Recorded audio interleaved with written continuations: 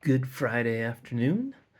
I just wanted to give a quick update on development progress and porting progress of my UAS project. So I have over here my landing task that was all written in Python, intended to run on a BeagleBone or Linux type computer. Um, and I have ported that all to C++. It's pretty much the exact same thing with, every time you look at it, you make a few tweaks.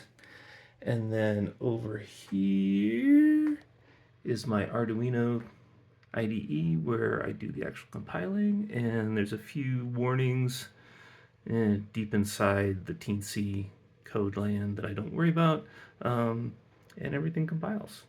So it is about time to test, and in order to test, I have to shut down my current flight, which has been going 114 and almost a half hours. So 114 hours testing. Um, and what has it been doing? It has been flying this little loop.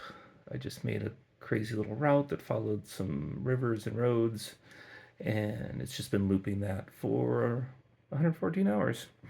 Um, what else can I show you?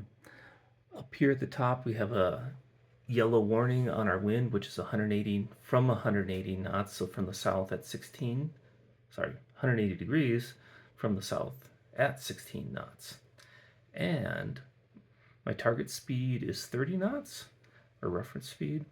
So that is the reason there's a warning, is because the estimated wind speed is more than 50% of the target speed, which is totally safe to fly, but you might want to think about your mission because you're going half your speed if you're going upwind, or double the speed going downwind.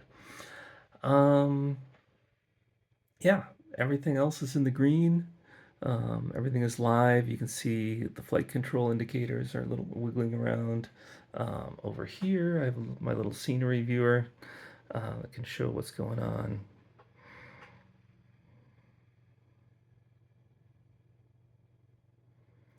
That's kind of nice to have.